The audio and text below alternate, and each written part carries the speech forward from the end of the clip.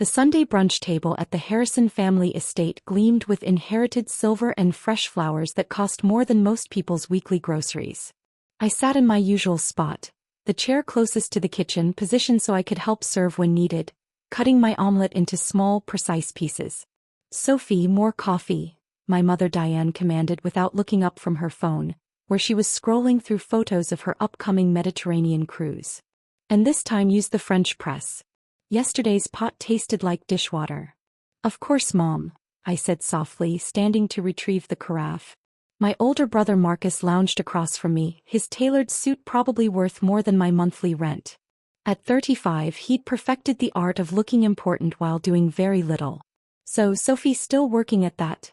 What is it again?" "Community Credit Union." "Regional Federal Credit Union," I corrected gently, pouring Mom's coffee with steady hands. "I'm a loan officer." Right, Marcus said with a dismissive wave. "Very quaint. While you're approving car loans for school teachers, I just closed a $3 million real estate deal." My sister Victoria snorted into her mimosa. "A loan officer.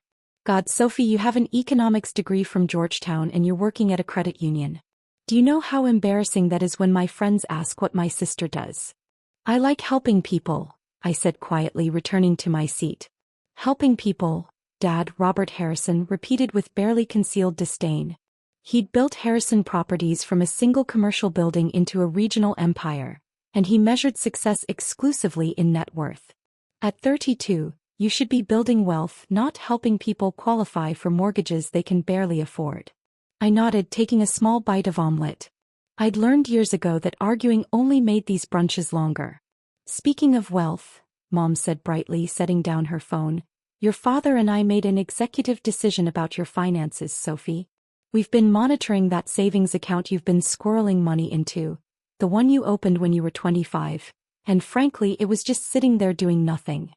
Something cold settled in my stomach. "What do you mean monitoring? You made me co-signer when you opened it, remember?" Mom smiled like she was explaining something to a child. "You wanted my help setting it up because you were worried about doing it wrong." So sweet. I did remember. 7 years ago, fresh out of Georgetown and naive, I'd asked Mom to help me open a high-yield savings account. I'd been intimidated by the financial terminology and she'd seemed so helpful, so maternal, a rare moment of bonding I'd cherished. "What did you do?" I asked, my voice barely above a whisper. Dad leaned back in his chair with the satisfaction of someone about to deliver good news. "We emptied it. Every penny. And before you panic with your usual melodramatics, we invested it properly.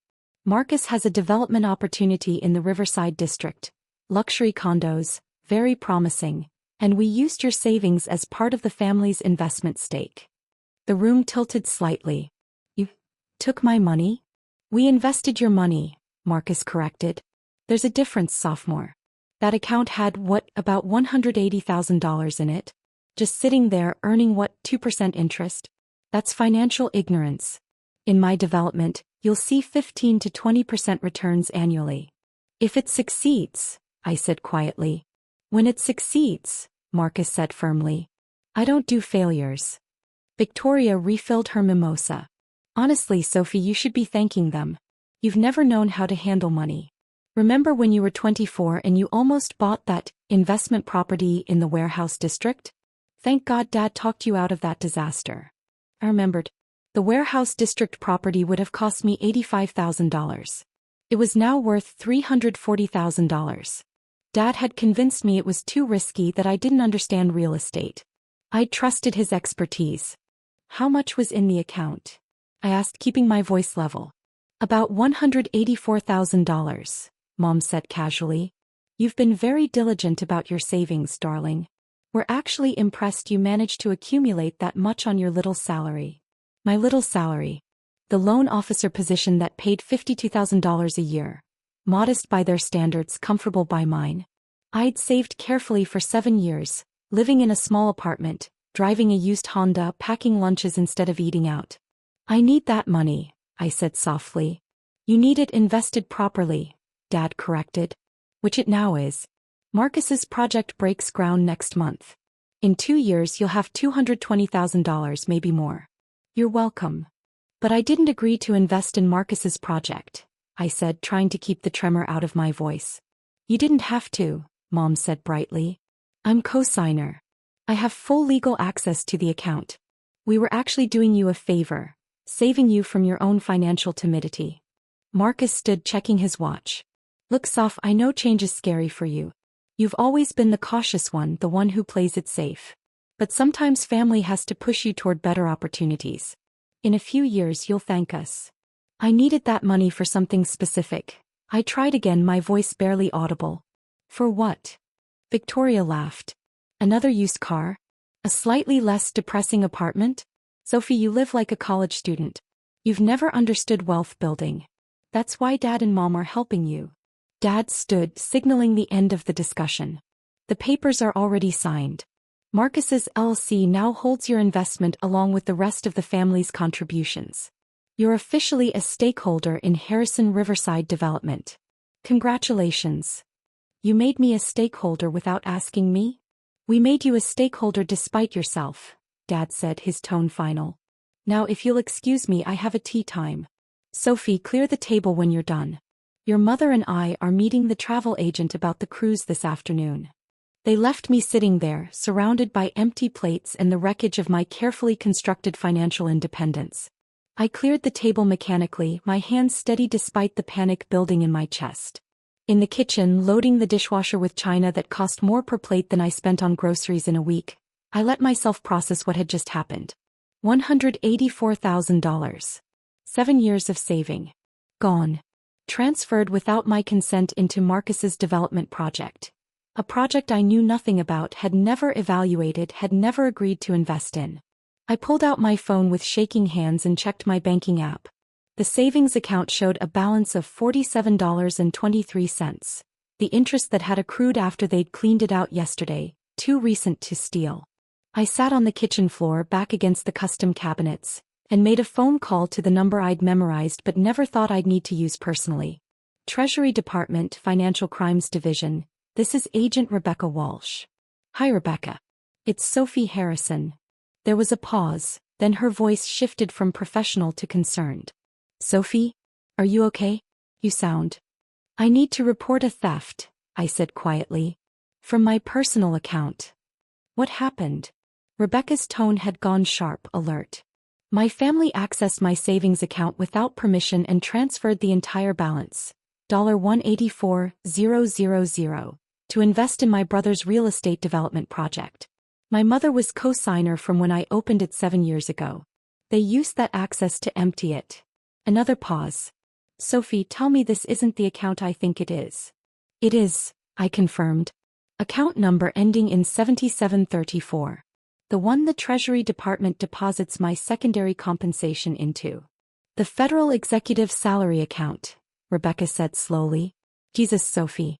Your family just stole federal funds. I know, I said softly. Do they know who you work for? Your actual job? No, I said. They think I'm just a loan officer at a credit union. Sophie, Rebecca's voice had gone very quiet.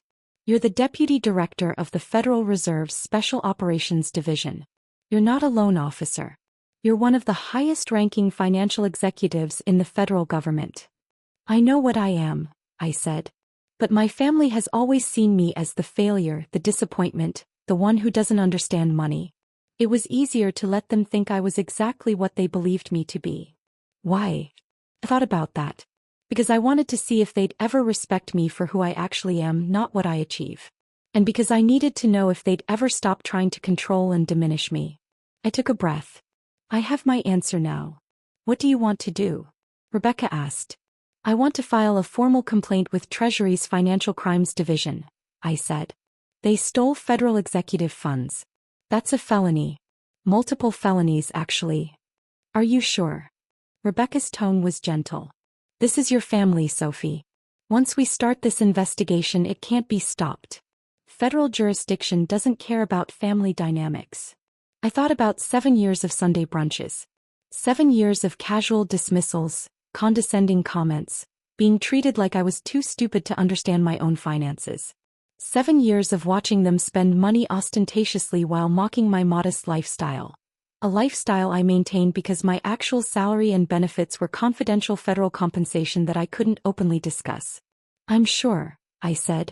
They need to learn that actions have consequences. Okay, Rebecca said. I'm going to need you to come to the office tomorrow morning. Bring all documentation, account statements, any communications with your family about the account, everything. We'll open a formal investigation. Thank you, Rebecca. Sophie. Her voice softened. For what it's worth, I'm sorry. Family should be better than this. Yes, I said quietly. They should be. I finished cleaning the kitchen, then drove back to my depressing apartment.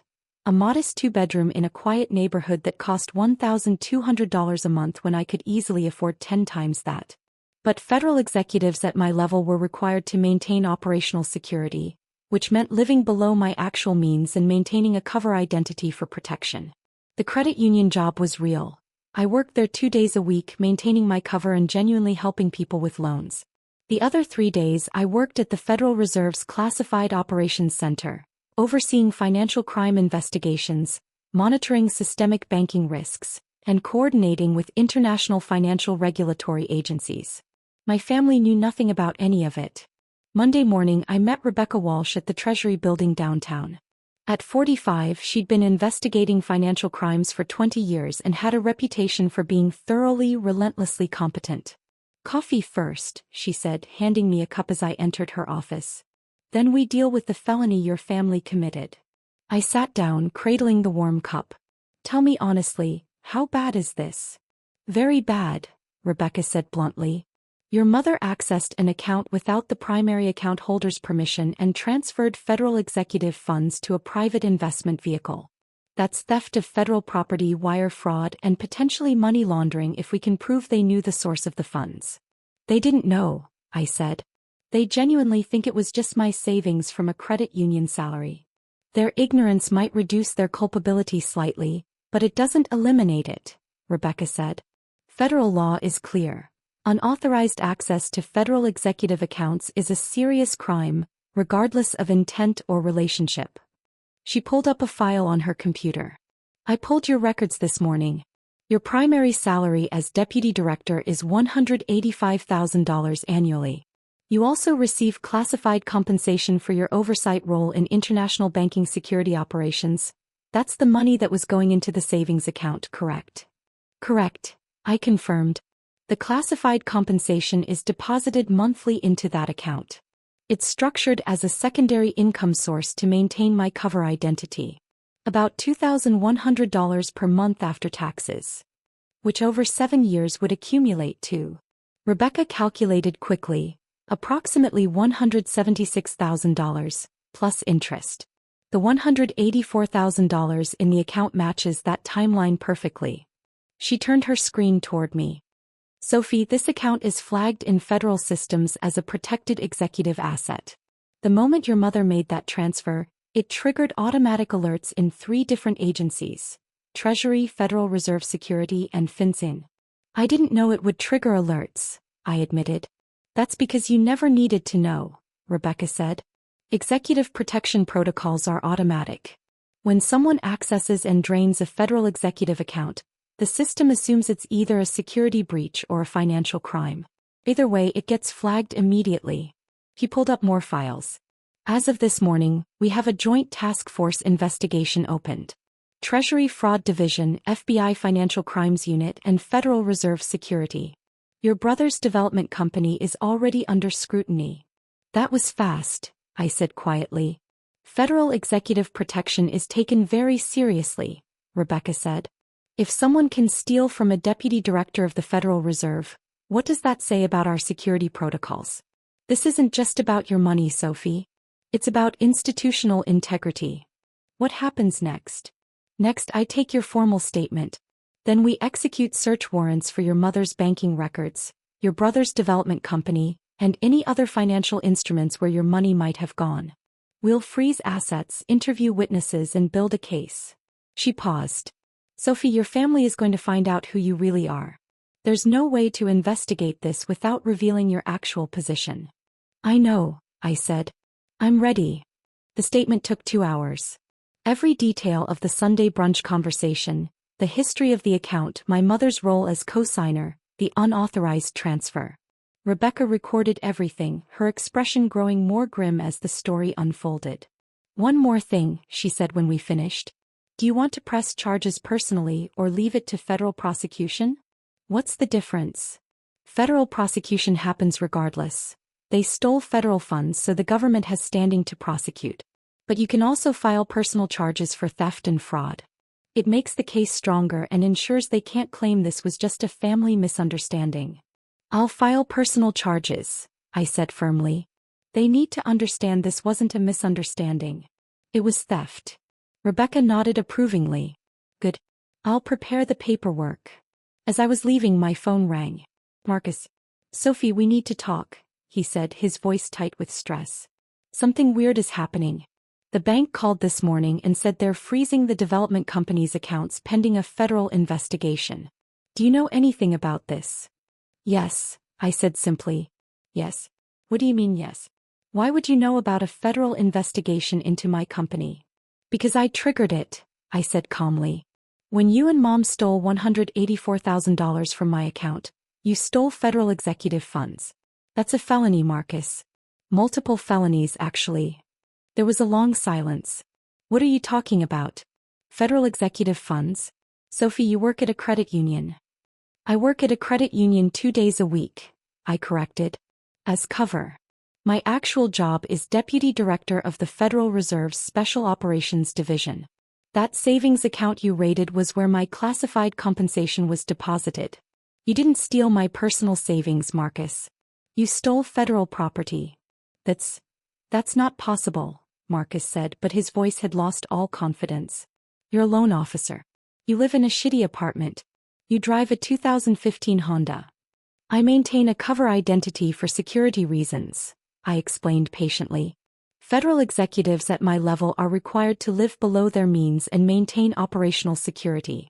The shitty apartment and used car are part of my security protocol. You're lying, Marcus said, but he sounded desperate now. This is some kind of trick. Call the Federal Reserve's main number, I said. Ask for Deputy Director Sophie Harrison's office. They'll confirm my employment. Or wait a few hours. Treasury agents will be at Mom and Dad's house this afternoon with a search warrant. A search warrant? His voice had gone up an octave. Sophie, this is insane. We're family.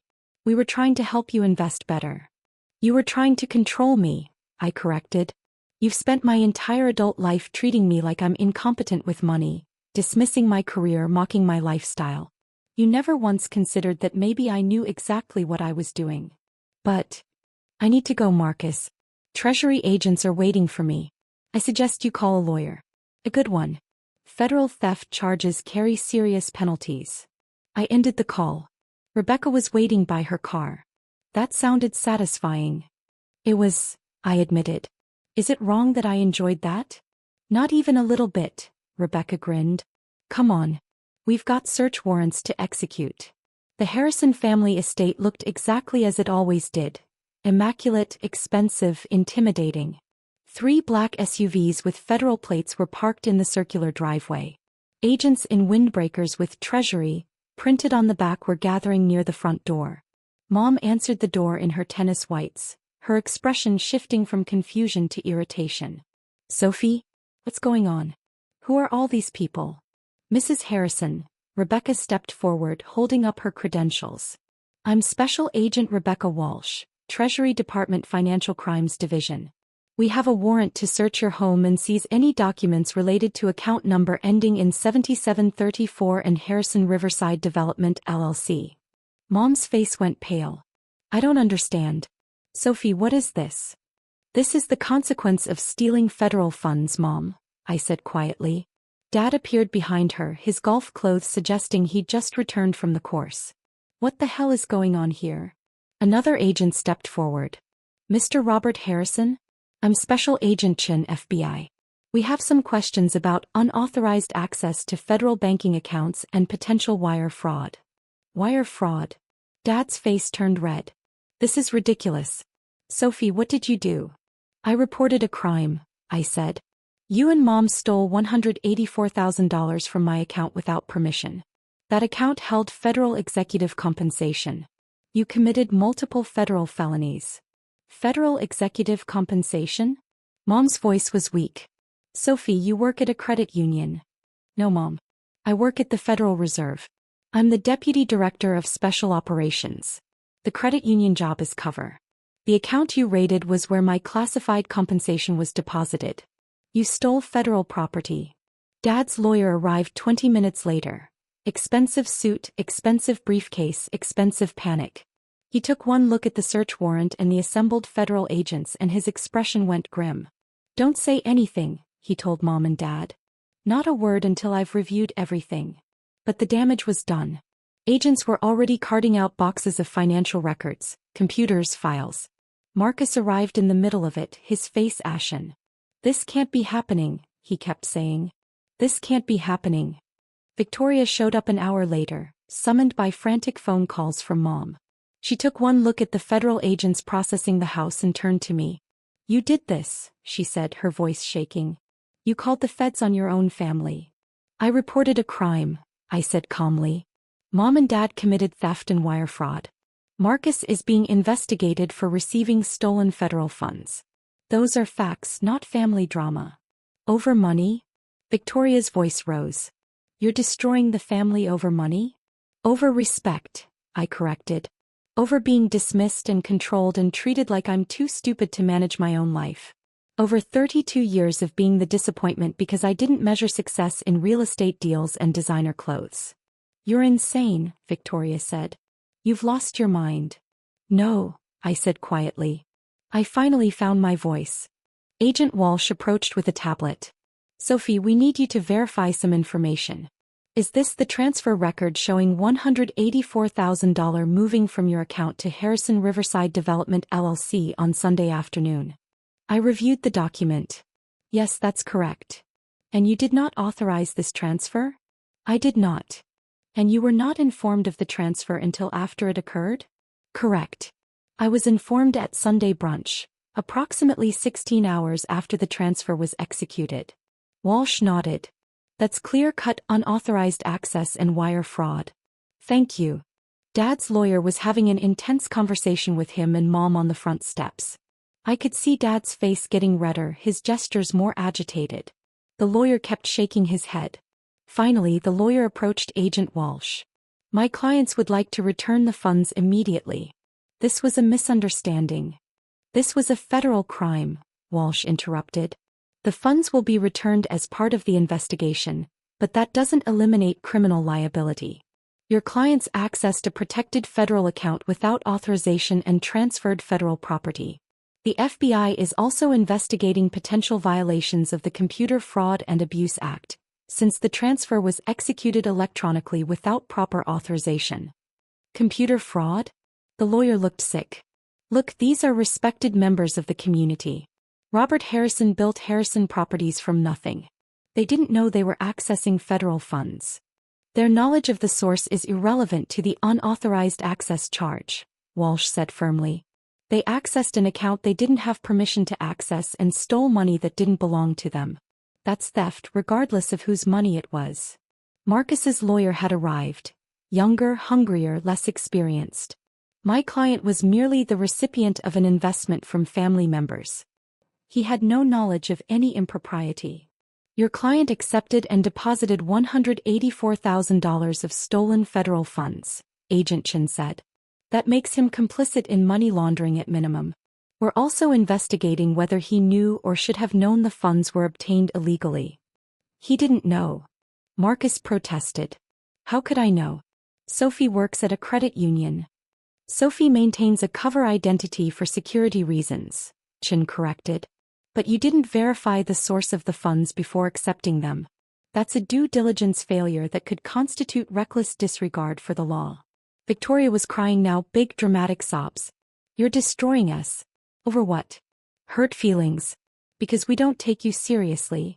Because you committed crimes, I said simply. You stole. That's not hurt feelings, Victoria. That's felony theft. Agent Walsh's phone rang.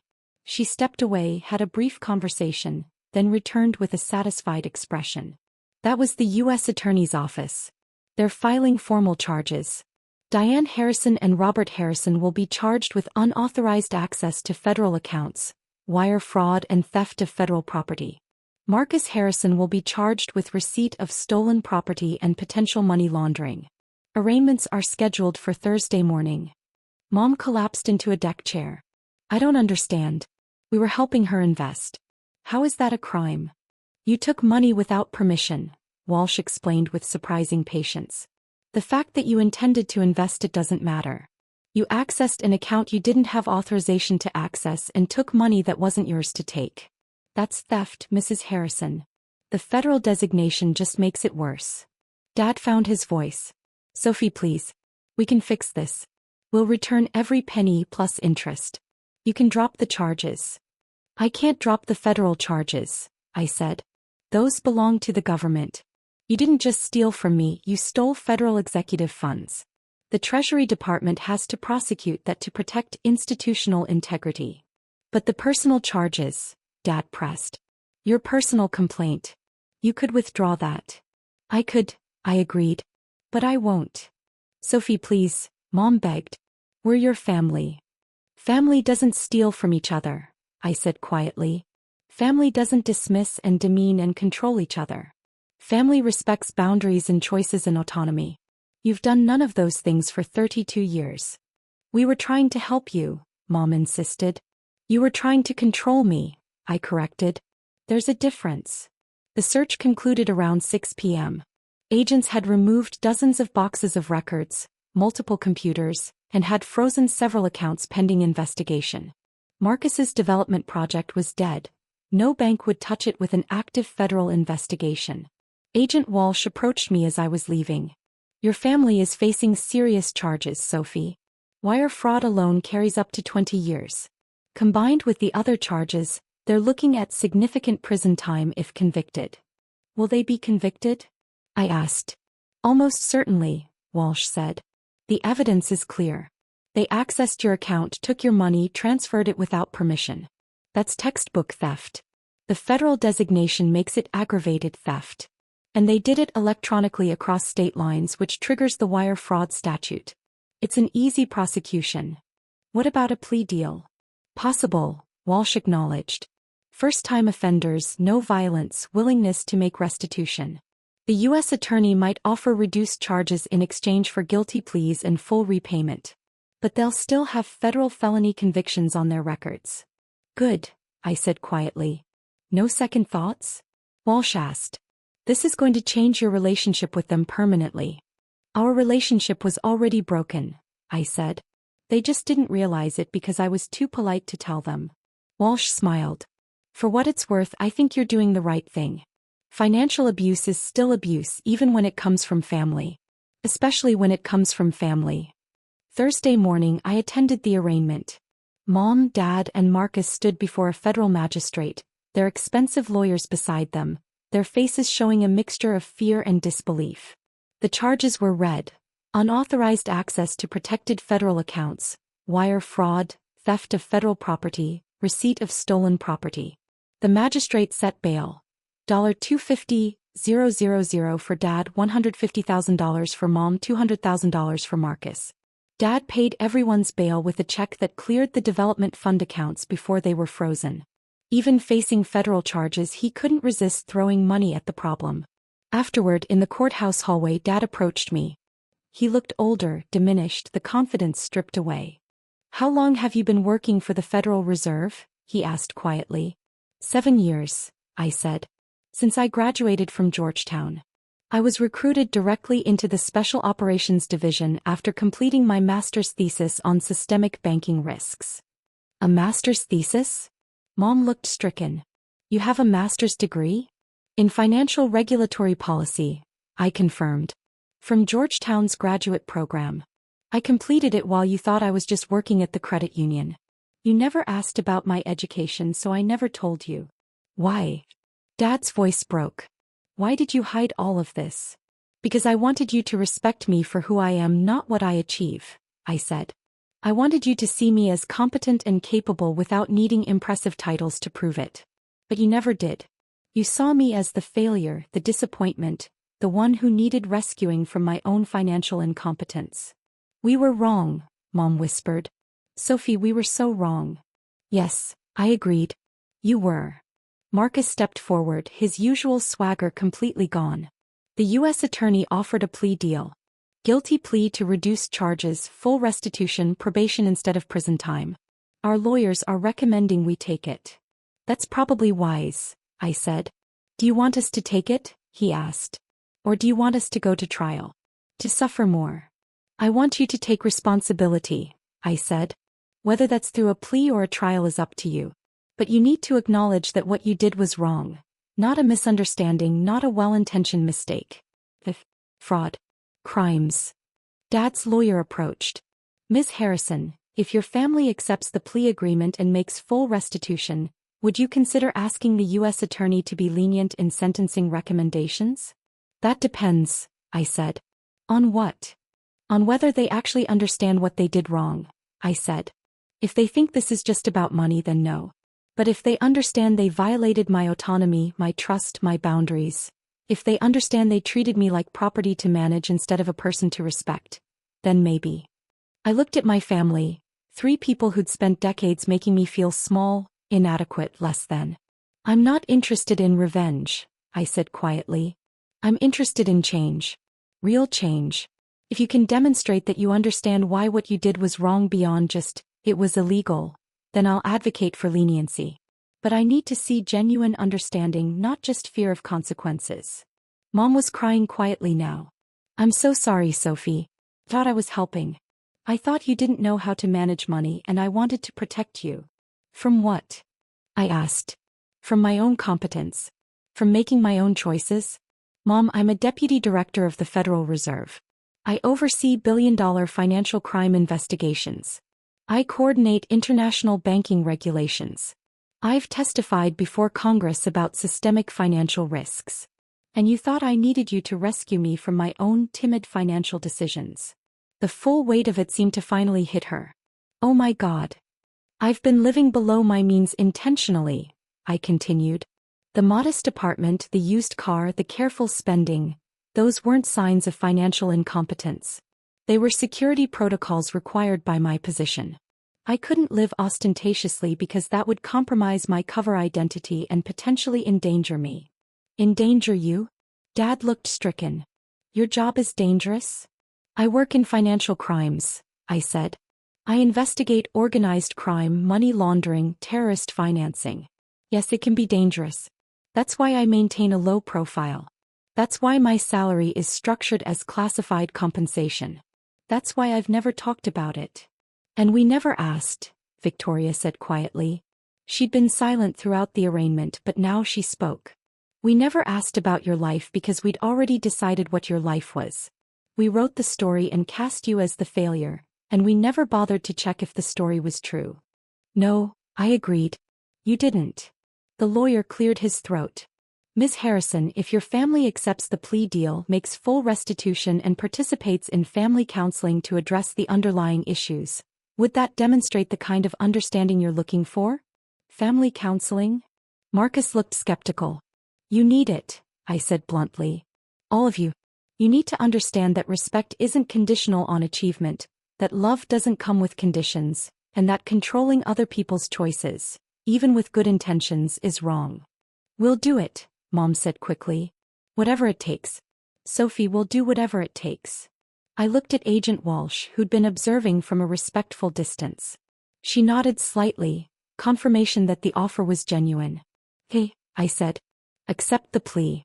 Make full restitution. Complete the counseling. And if I see real change, real understanding, then I'll ask the U.S. attorney to consider that in sentencing. Thank you, Dad said, his voice rough with emotion. Sophie, thank you. Don't thank me yet, I said. Thank me when you've actually done the work. The plea agreement was finalized 2 weeks later. Mom, Dad, and Marcus all pleaded guilty to reduced charges. Misdemeanor unauthorized access for Mom and Dad, receiving stolen property for Marcus. The felony charges were dropped in exchange for guilty pleas, full restitution of $184,000 plus interest, 2 years of probation, 200 hours of community service each, and mandatory participation in family counseling. The $184,000 was returned to my account within 3 days. Marcus's development project collapsed. Investors pulled out the moment federal charges were filed. He lost his entire investment, his reputation, and his confidence. The first family counseling session was painful. Dr. Sarah Chin, the therapist assigned to our case, didn't let anyone hide behind excuses. "Let's be clear about what happened here," she said during our second session. "Diane and Robert, you accessed your daughter's account without permission and stole $184,000. That's not a misunderstanding. That's theft. Can you say that?" Mom struggled. "We thought we were helping." "Say the words," Dr. Chin insisted. "I stole from my daughter." It took Mom 10 minutes to say it, tears streaming down her face. "I stole from my daughter." "Why?" Dr. Chin pressed. "Because I didn't think she could manage money on her own." "Why didn't you think that?" Because she didn't live the way I thought successful people should live. She lived modestly. She didn't show off. She didn't talk about her achievements. I thought that meant she wasn't achieving anything. But it actually meant she was achieving things you couldn't even comprehend," Dr. Chin said. "She's a federal executive managing billion-dollar investigations, and you thought she needed you to teach her about money. Why?" Mom broke down completely. "Because I needed to feel important. I needed to feel like she needed me. If she was competent and independent, then what was my role?" It was the most honest thing Mom had said to me in years. Dad's breakthrough came 3 sessions later. "I measured Sophie by my standards," he admitted. "Real estate development, visible wealth, public success. She didn't have any of those things, so I assumed she was failing. It never occurred to me that she was succeeding on a completely different level, one I didn't even understand existed." Marcus took the longest. 6 sessions in, he finally admitted, "I treated Sophie like she was stupid because it made me feel smart. I built my entire identity on being the successful one, the achiever, the one Dad was proud of. If Sophie was actually more successful than me, which she clearly is, then what did that make me?" "It made you human," Dr. Chin said gently. "It made you someone who built their self-worth on comparison and external validation instead of genuine accomplishment. That's not uncommon, Marcus. But it's something you need to work on." 4 months into the counseling process, Mom invited me to lunch. Just the 2 of us at a quiet restaurant far from their usual haunts. "I've been thinking," she said carefully, "about why I never saw you clearly. Why I needed you to be less than you are." "And?" I prompted. "And I think it's because I'm not particularly accomplished myself," she admitted. "I married your father and became Mrs. Harrison. That was my achievement. When you didn't follow the script, wealthy husband, social status, visible success, I didn't know how to categorize you.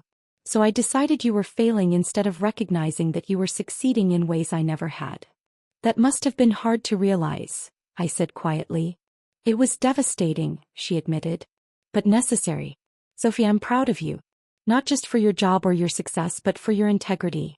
For maintaining your values even when we mocked them. For living authentically even when it made you look less impressive to us." "Thank you," I said. "That means more than you know." "Will you ever forgive us?" she asked. "I don't know," I said honestly. "But I'm willing to see if we can build something new. Not the old relationship where I was the disappointing daughter you tried to fix. Something new where we're equals." "I'd like that," Mom said softly. 6 months after the arraignment, I received a call from Agent Walsh. "Thought you'd want to know. The U.S. Attorney is closing your case. Your family completed all requirements of the plea agreement. The counseling reports are positive and full restitution was made. They're recommending that the convictions be eligible for expungement in 3 years if your family maintains clean records." "That's good news," I said. "It is," Walsh agreed. "Sophie, I've worked financial crimes for 2 decades. Most family theft cases end in permanent estrangement. The fact that your family is actually doing the work to change, that's rare. You should be proud." "I'm cautiously optimistic," I said. "That's wise," Walsh laughed. "But for what it's worth, I think they're going to make it.